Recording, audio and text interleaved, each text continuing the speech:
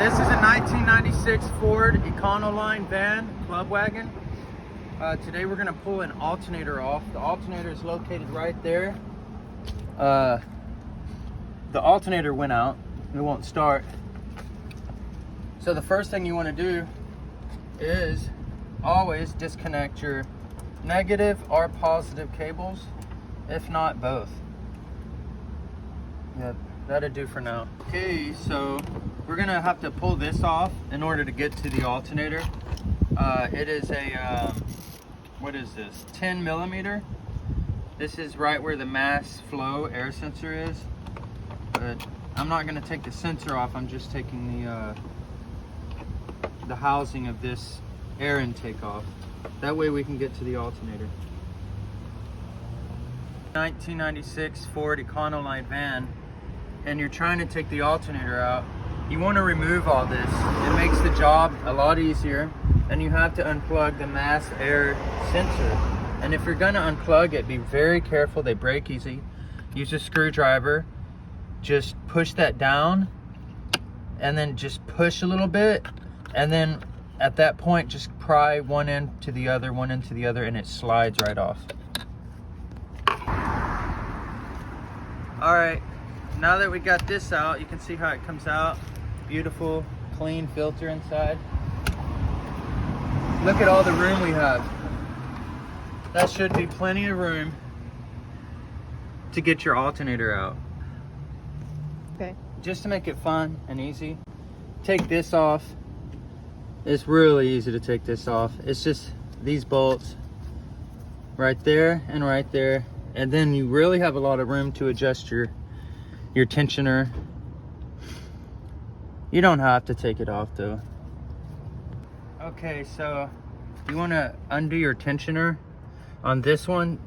Some tensioners are old where it just has a bolt, but this one has an actual spring-loaded tensioner, and it's a 15 millimeter.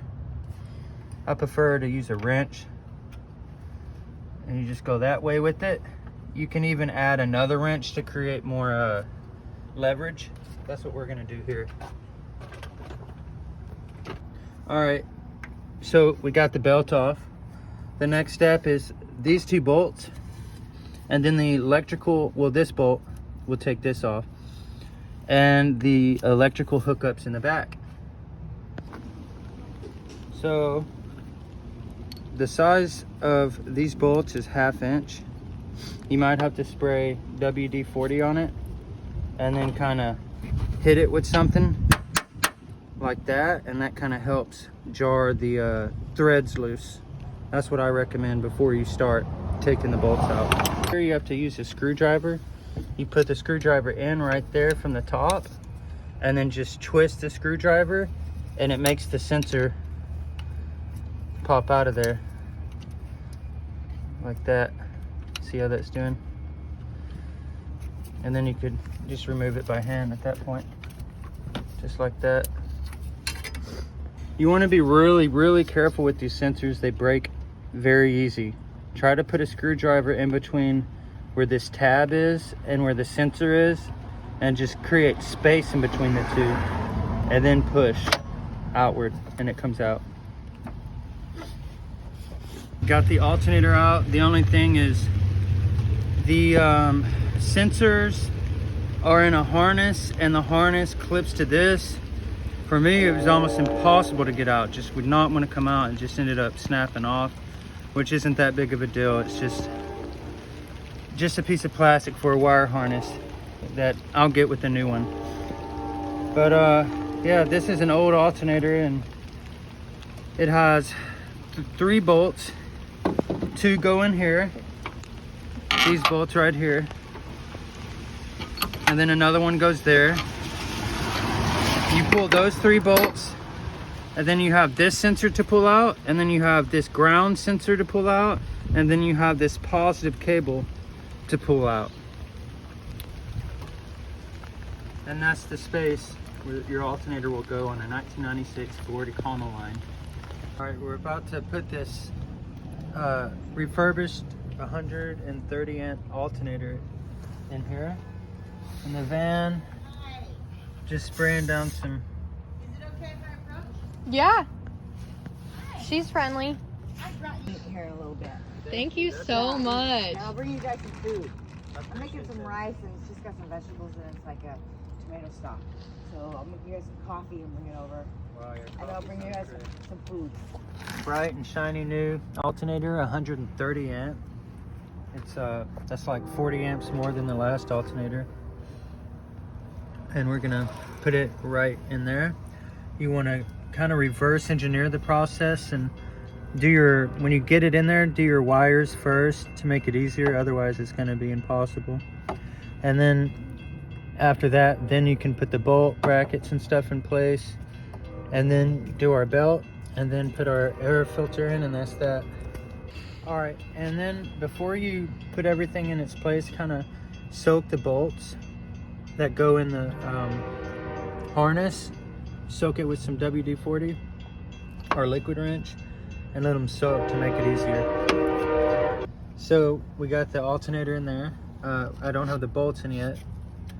I put the power in the back and then the two plugs in. It has one plug that is like a sensor and the other plug that's a ground right on the back of the alternator. Okay, now we're gonna put these bolts in the place, and I would put the back bolt in first because it was the hardest. I always kind of like to go with the hardest first, but really that would be hard to line it up. It's hard to watch. I mean, Okay, we're gonna line it up with the top bolt first. That way the mounting holes line up easier. Because acts kind of like a guide. When you put the bolts in the other ones, it kind of guides the other ones in their proper spot to put a bolt in. Okay, we got the alternator in there, the belt in there. The belt was pretty easy. You just kind of keep it in the same pattern so it doesn't jump off of track too bad. And everything's in there, sewed up tightly. Next, we're gonna put this back together, put the terminals back on the battery, jump it, and it should crank right up. Okay, we got the alternator in. Now it's time to crank it up and see how it goes.